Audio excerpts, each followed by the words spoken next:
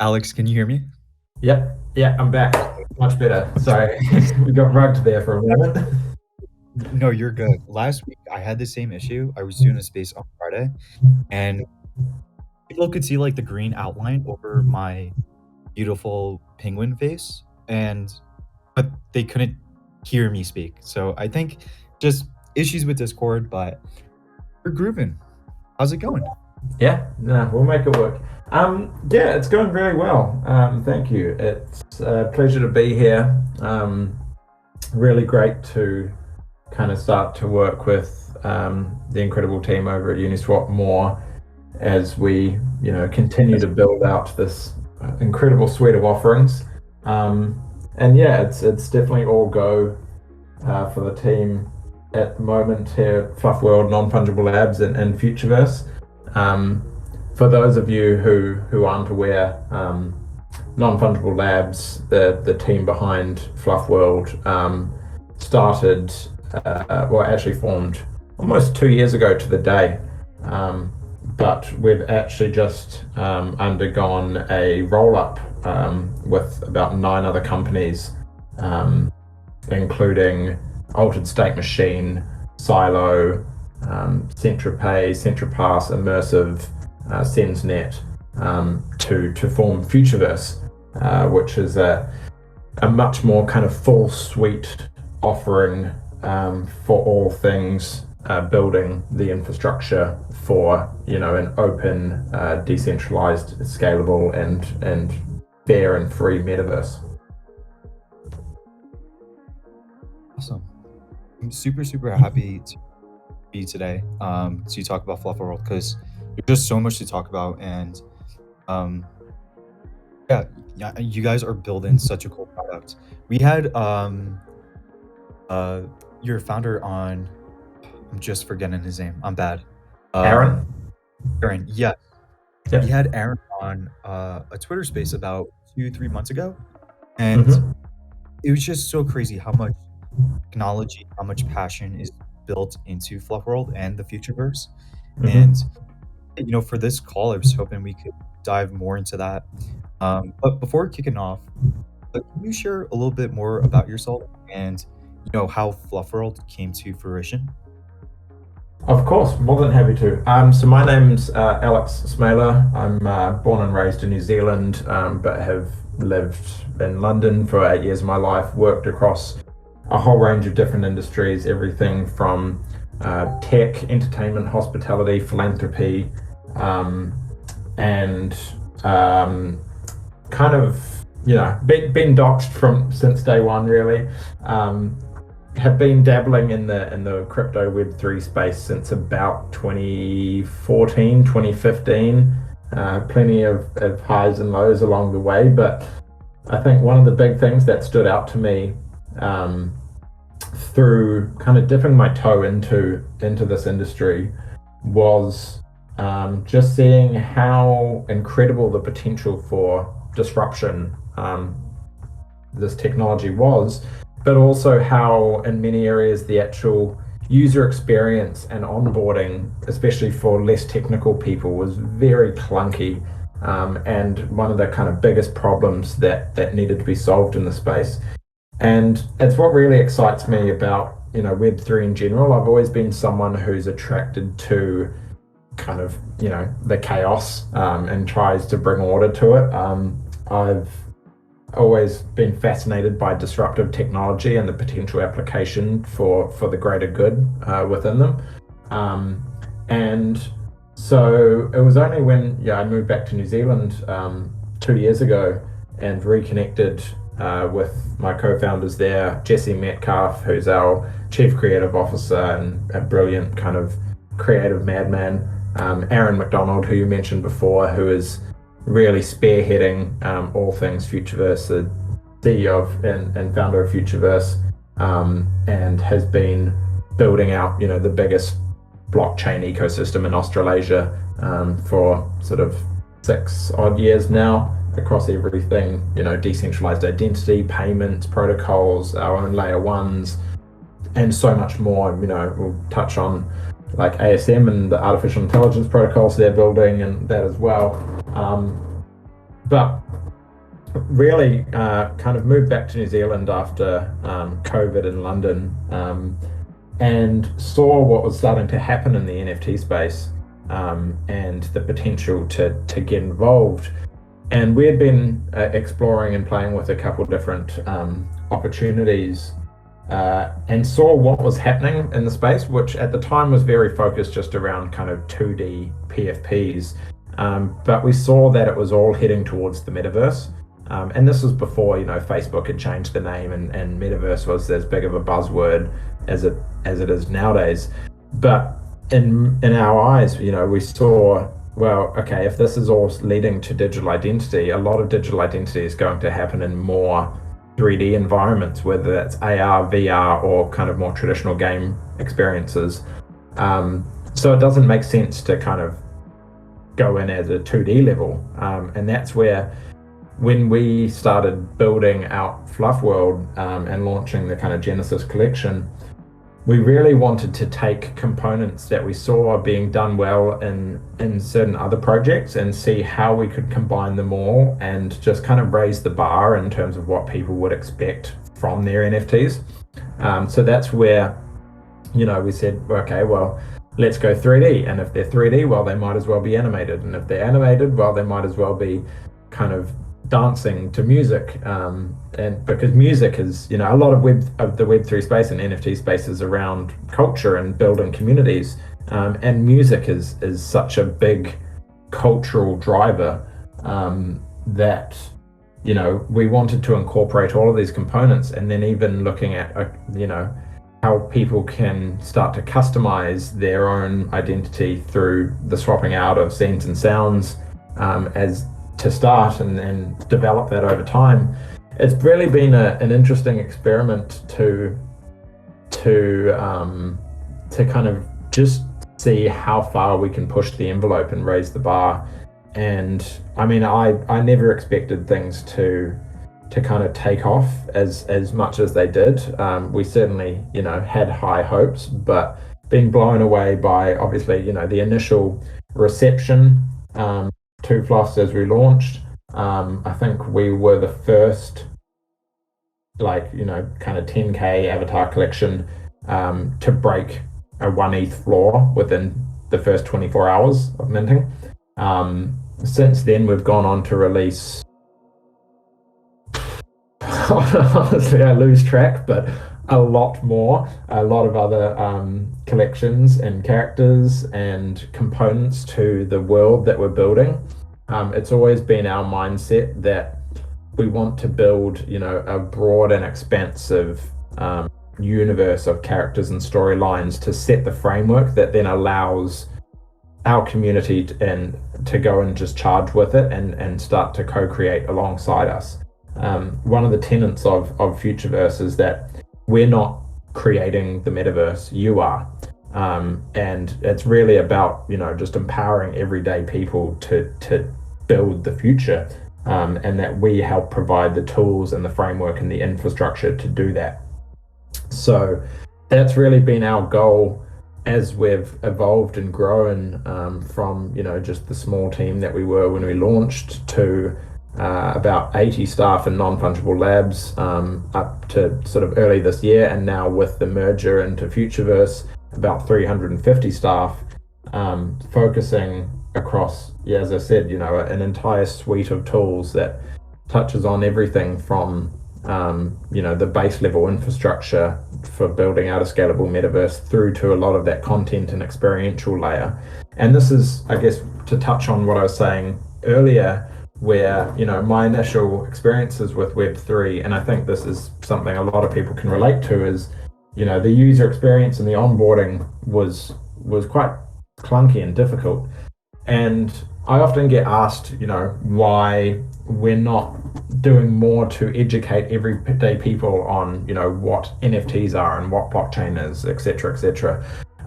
But to me, I don't think that is the route to mass adoption. I think everyone in the industry wants mass adoption. I think, that is the end goal for all of us, to actually see this incredible world-changing technology adopted on a mass scale. But the way to do that isn't just through education. Yes, education is important, but 99% of people don't need to know or care about how complex technology works. There's only a handful of people that truly understand how Google works or Instagram works or any of these different platforms, but people use them every single day because they provide a valuable user experience. And they do what it says on the tin. They help people, they solve problems. And that's really where our focus is now is, okay, how can we actually abstract the...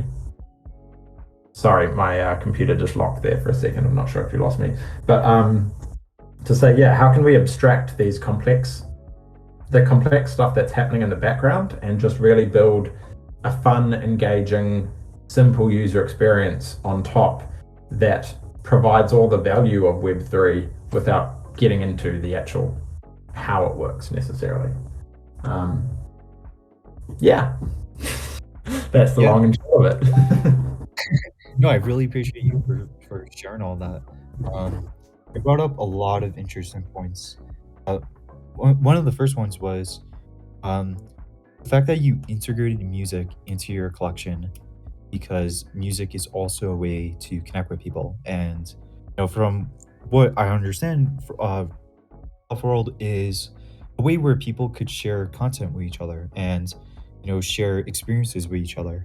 I see a lot of awesome rabbits in the audience right now who have their own traits. I'm sure if I saw these on a marketplace or maybe inside your metaverse, it would be jamming out to some tune that they added to their fluff asset. Um, and yeah, that was really interesting. And another interesting thing you said was mass adoption is not just education, but great UX and also great technology, which I agree with. Like you said, getting into the space, there was a lot of bad UX. I remember the first time I made a wallet. I was transferring money from Coinbase to my MetaMask wallet, and I lost all of that money. I think it was like $200-300 because I didn't know what address to put in the send bar. Yeah. Yeah, no, I think we've all been there, and it's kind of been treated like a standard part of getting into Web3 as this kind of trial by fire. You're going to get scammed, you're going to screw up a transaction or something, at some point, which I guess is acceptable when you are in this really early adopter phase.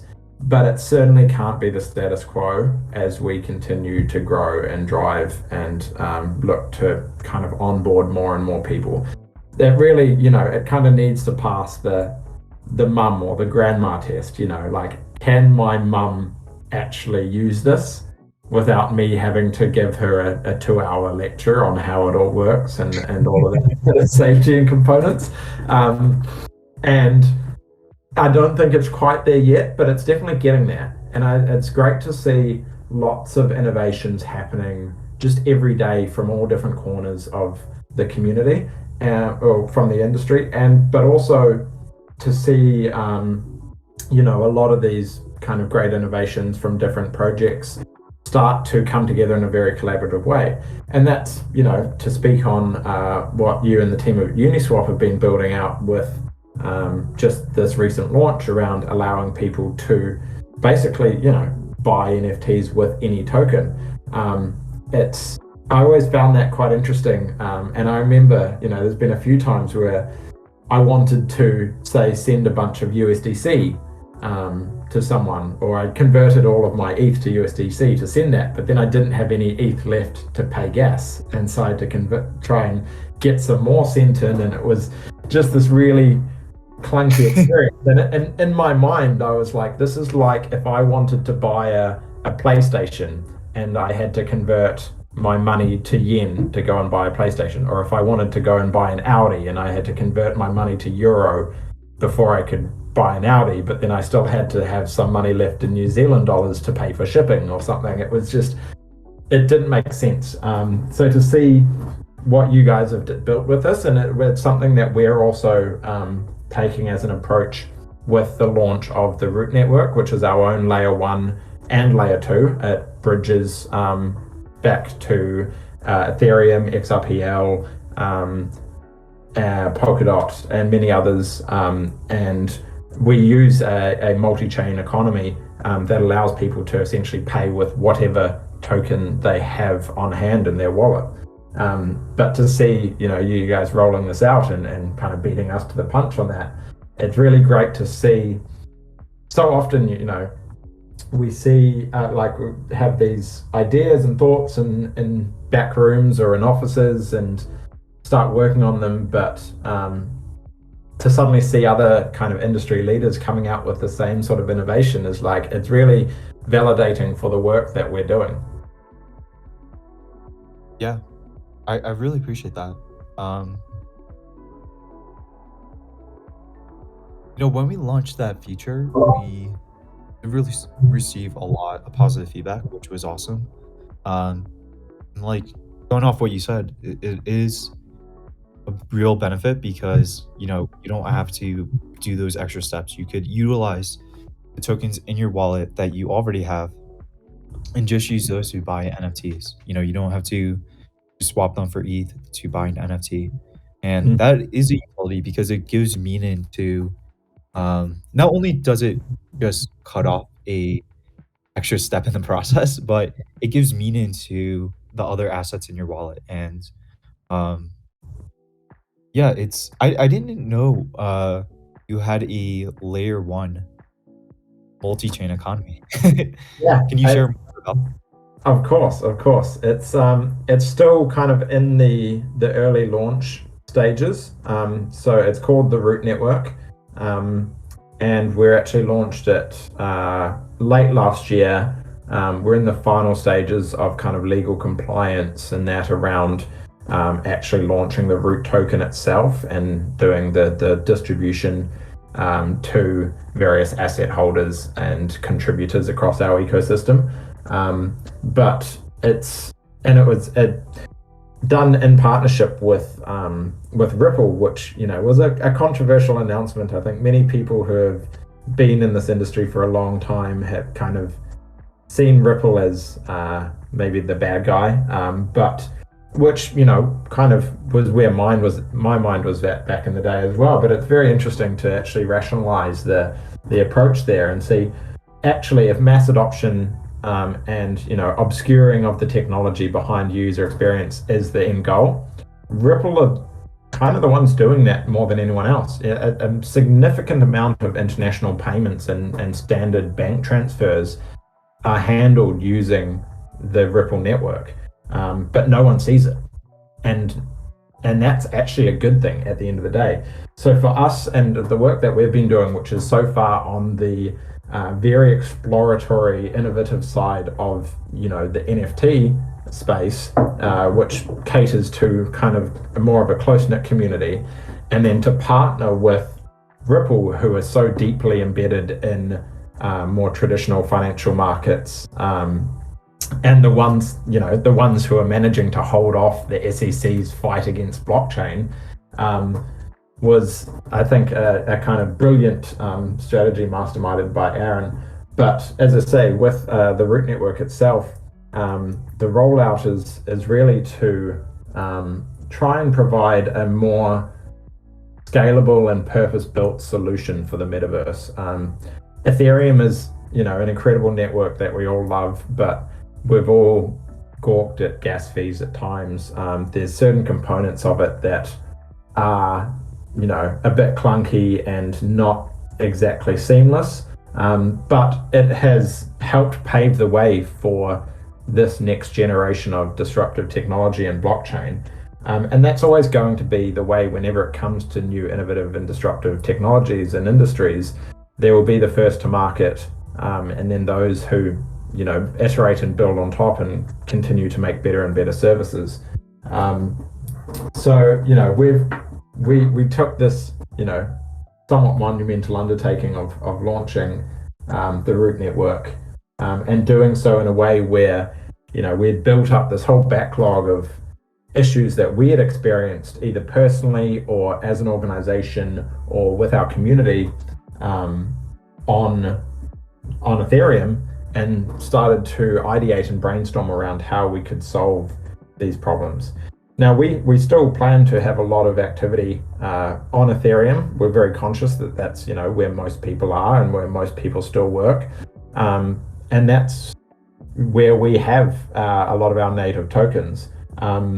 Actually, speaking on that, many people will have seen the video that went out, I think it was last week, showcasing the feature that you've launched and that we've been discussing.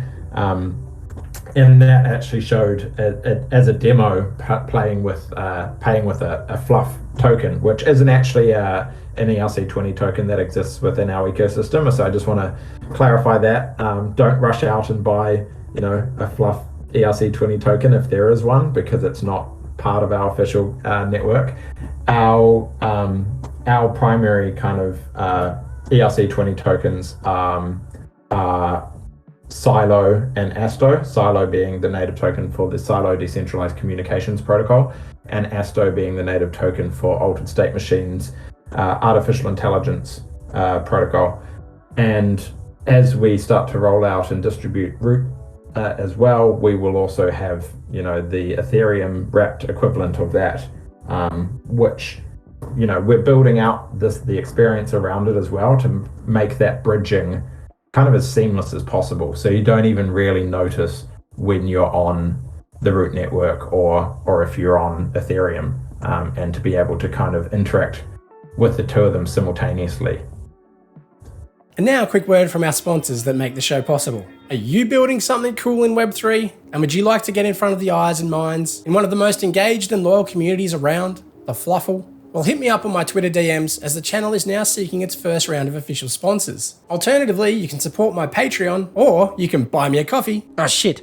But if your liquidity is also run dry, fear not, because there's some things you can do for free, and it all makes a difference. You can hit that like button, subscribe if you haven't already, leave a comment, and share this with your friends. I'd really appreciate it, and it helps support the channel. So with all that out of the way, let's get back to the show.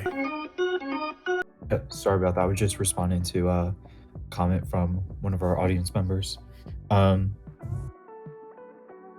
Going back a little bit, you mentioned that so Fluff World got into the metaverse, or focused on the metaverse early on, 2021, and like you said, metaverse has become this buzzword that a lot of companies have used, such as Meta, and its meaning of a metaverse has kind of skewed because of that. And I talk to a lot of my friends or even my family who aren't in Web3 or into the space. When they talk about metaverse, it's always about like VR and Facebook and Meta. Yeah. In your own words, what is a metaverse? Well, firstly, I don't think there is a metaverse. I think there's only the metaverse. There isn't more than one. The metaverse in of itself is more of a wider concept than a kind of specific experience. And to put it simply, in my mind, the metaverse is just the next generation of the internet, where the walls between gaming, social experiences, e-commerce, basically get torn down, and we allow for seamless flow of user experience between all of these different things. So as you said, a lot of people, when you talk metaverse, their mind immediately goes to like Ready Player One, and you got to strap into a VR headset and put on a tactile suit and all of that sort of thing, which may be where we end up down the line.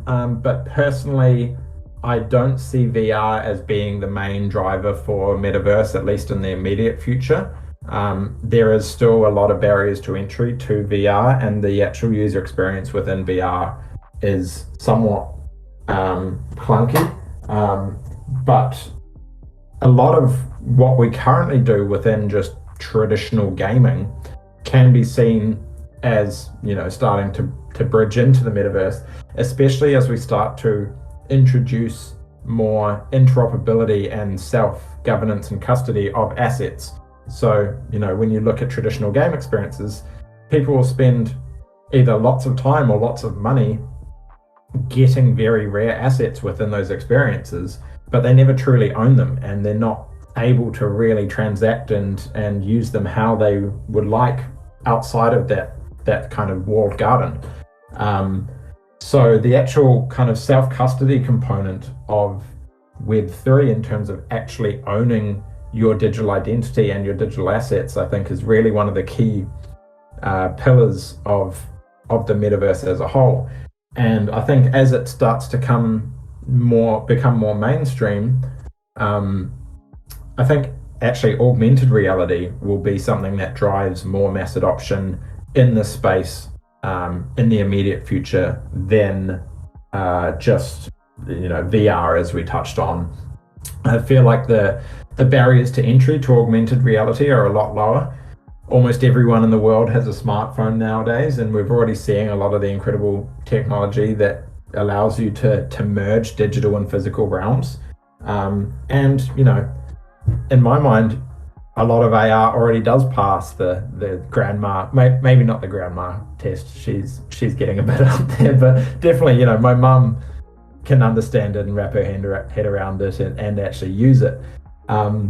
So that's where I think from the experiential component of the metaverse, that AR will actually be, AR and kind of more traditional gaming will be one of the key driving factors.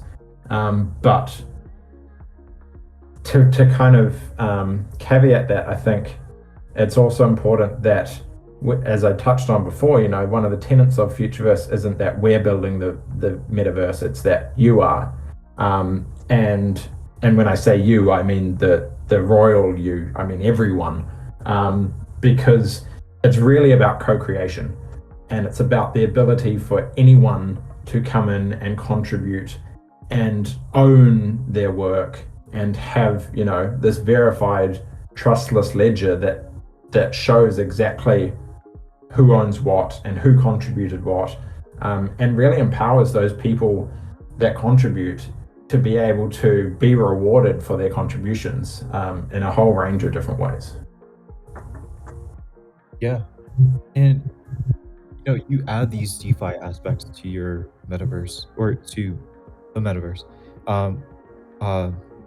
So like having your own, so like Silo, for instance, is a token in your ecosystem, and you also have other tokens in your ecosystem that everyone listening in the audience can find out on your website. Yep. How do you add these? Oh, sorry. Just saying yes. Oh, yeah. Why do you add, why did you add these DeFi aspects to FLUF World? Well, I think, as I was saying before, the kind of crux of the metaverse and Web3 is true ownership and self-governance of your assets, and a lot of that comes, through more of the identity or a component of how I choose to identify myself and how I represent myself or gain different assets through experiences. But all of that needs to be underpinned by a more fungible kind of token currency standard. The SensNet token, which actually laid the foundations for the root network, has been live for, I think, coming up to 6 years now. Silo, I think around 5 years off the top of my head, and Asto about a year. And we really see kind of key different use cases for these, especially if root being the kind of underlying core token for the network, Asto driving the AI protocol, and Silo the decentralized communications structure. But as to touch on my point before, when it comes to Web3 and the metaverse and true ownership of assets and recognition for input, there needs to be a way to monetize that. And that this is where cryptocurrency and DeFi protocols play such a massive part, because in my mind, the longer term structure of the metaverse isn't, people paying tens or hundreds of thousands of dollars for a JPEG that just so they can kind of boast about it or maybe go to an exclusive event. It's actually ties a lot more down into the kind of microtransaction layer. And that's where it's important to be able to have these kind of, ERC20 type tokens with these specific use cases that allow you to kind of monetize in different ways, different experiences, different products. And obviously one of the great things within the NFT space, which has definitely sparked a lot of controversial conversation and action by certain marketplaces recently, is that of royalties. In my mind, the royalty or the creator earnings component of NFTs is so important, because while launching a project and selling out a mint might help you, with the initial funding to get things off the ground, those royalties from trading is a really crucial component to providing ongoing revenue to allow your company to grow and continue delivering value to the community itself. And it has kind of put us into this strange situation now where there's this big battle going on. But I digress. I think those who believe in the future of what's being built by a lot of these Web3 companies understand the need for them to have ongoing revenue. And I don't think just continuing to launch another 10K collection after another 10K collection is necessarily the approach, because it just keeps loading up that kind of additional promise of future utility that needs to be delivered, and once again that needs to be funded somehow. But actually to build out a far more scalable network of tools and assets and infrastructure that allows for co-creation, allows for individuals to monetize their work and collaborate and contribute in interesting ways. You need to have robust DeFi protocols in place to achieve that. Oh, of course, yeah. And I feel like, people listening in the audience who may think this is, something new. Mm-hmm. No, there's a lot of Web2 companies like this. Think of Airbnb or Uber, for instance. Those are companies where anyone could be involved in that ecosystem. If you have a car, you could be an Uber driver. Mm-hmm. You have a that you don't even use anymore. Hey, why not rent it out to someone else who's gonna stay there for like 5 days and leave, and you can rent it to the next person. Yeah. Like these ideas are out there, and there's businesses around them. And they've changed the lives of many people. I don't know if have you ever listened to the podcast How I Built This by Guy Raz? No, I can't say that I have, but I'll definitely have to check it out. But I think, to your point, the barriers to entry within Web3 is actually much lower than, even like that example that you were using there. It's, owning a car is quite expensive, and a lot of people don't, and it requires a lot of kind of maintenance and fuel and that sort of stuff. Almost everyone in the world has a smartphone with an internet connection, and can essentially run a business off that, can run their Web3 experience off that. And this is the beauty that I've experienced with Web3, is just the technology is readily accessible and in almost all cases very open source, and B, the community around it means that it's actually very easy to rally an initial user base together to validate your product and to help test it and allow you to launch and scale as an iterative approach. You don't necessarily have to build out a massive business plan, raise a bunch of money to launch whatever your idea might be.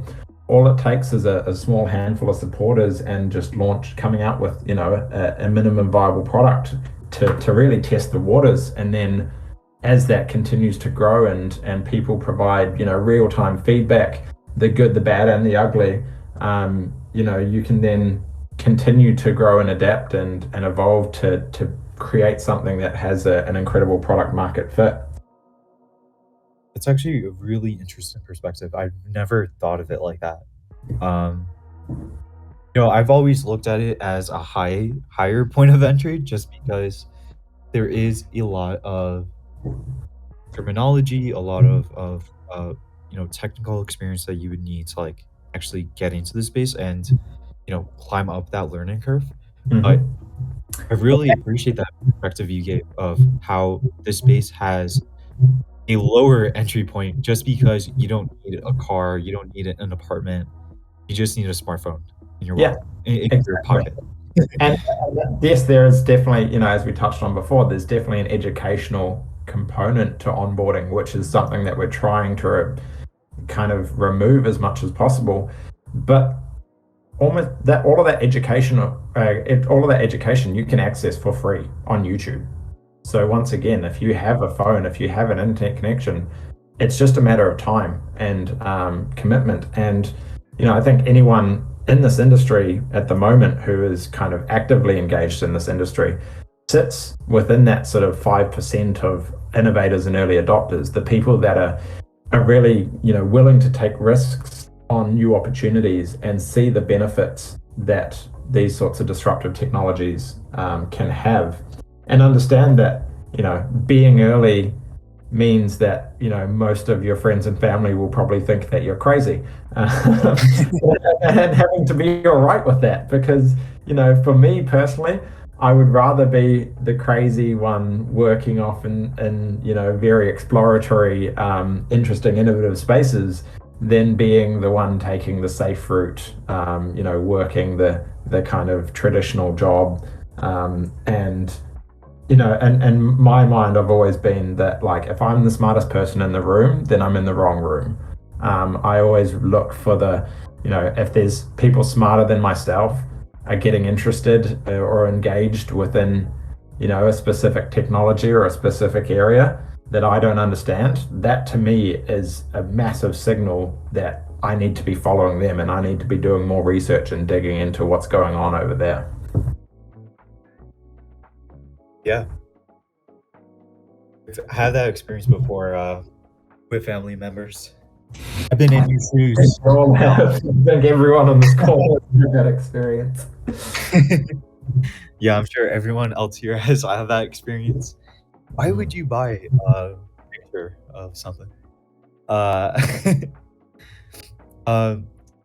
of the things I really, really like about your project and your team is that you just dive into technology in each collection, in your whole ecosystem. When we had Aaron on the Twitter space a couple months ago, he was talking about all of the AI tech that's integrated into each collection, which is super, super cool, because you're kind of enabling this shared economy by also, utilizing AI in a way that other projects haven't used before. Why was AI, sort of something that your team wanted to focus on when you were building out the metaverse, or is this something that just has come up after you started the FLUF ecosystem and you thought AI would be great to integrate into our ecosystem because it could just help our community more? AI has always been that kind of scary dystopian technology that sat on the horizon, and I think most pop culture has kind of really painted a very negative and scary picture of AI. But in my mind, it's just another tool in the arsenal to help empower us as individuals to be as productive as possible. There's definitely certain areas around kind of ethics and that definitely need to be explored more, and it's something that we're being very conscious of as we continue to build out our AI offerings, that we're not just basically taking traditional artists out of the picture. It's more of a complementary component rather than a replacement or a competitor to traditional art and artists and creative art forms.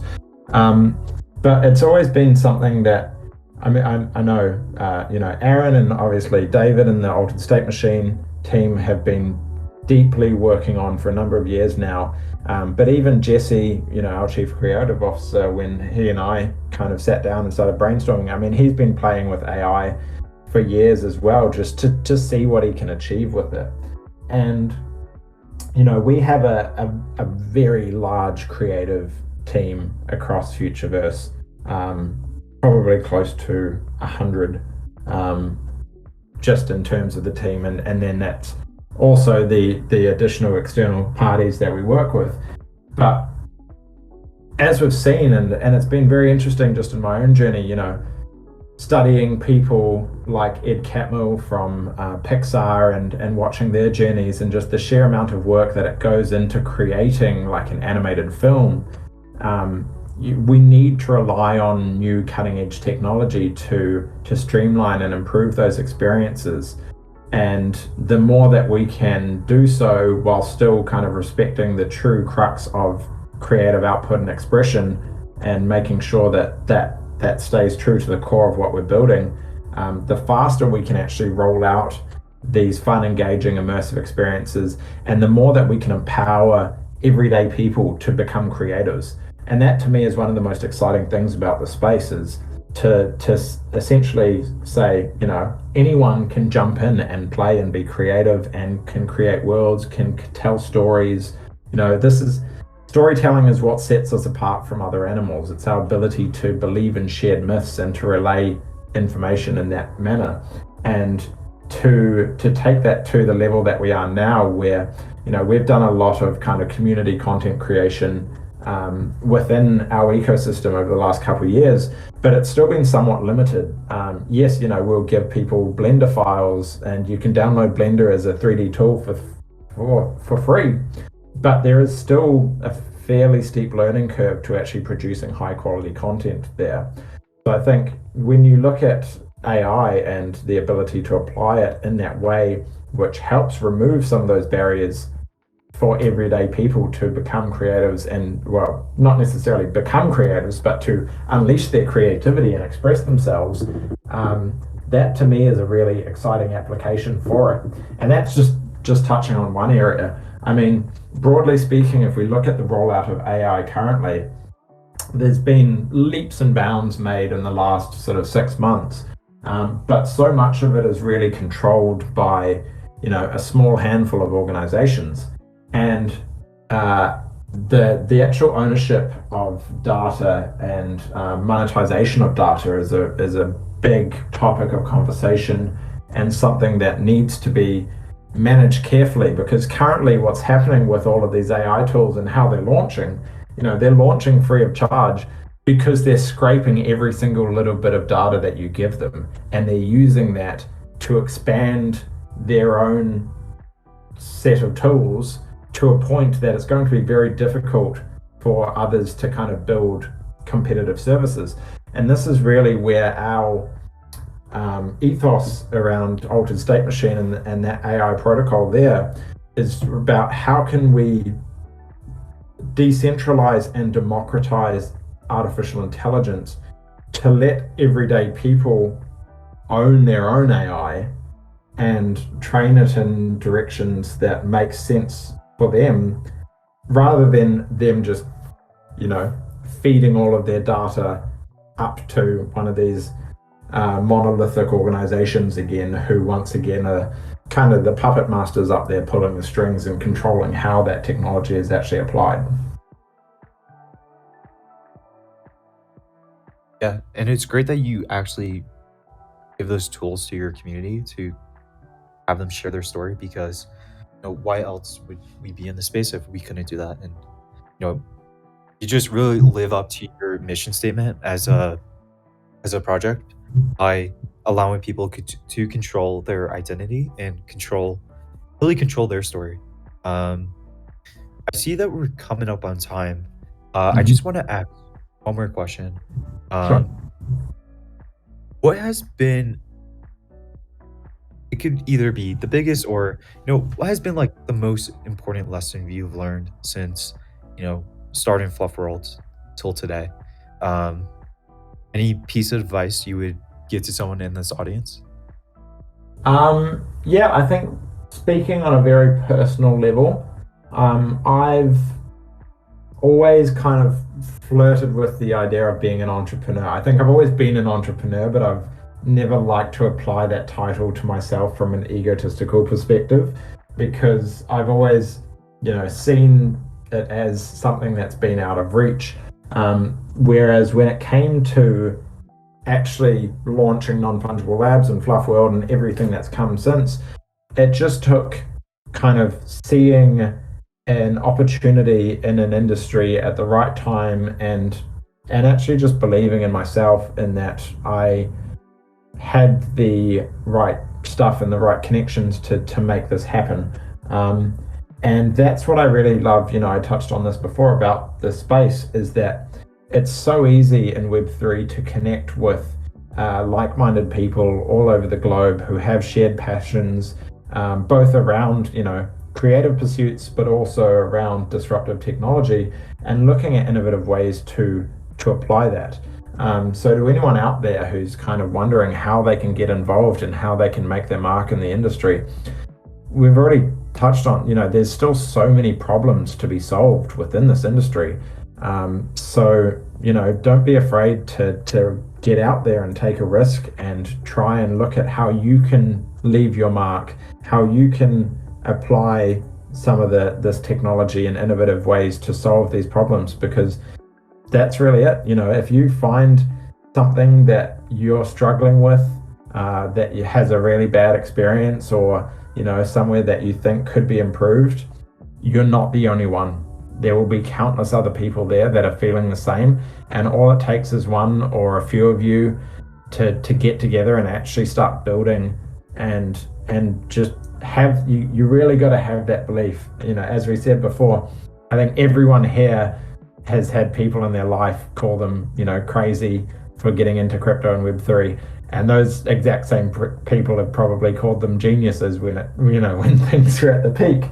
And sure, we're down a bit at the moment, but to me, the bull market is actually a really exciting time, because it's a time for growth and maturity in an industry. It's very easy to be passionate and excited about technology and communities and projects when everything's going up. It's a lot harder and a lot more of a test of your commitment to maintain that belief when things are going down.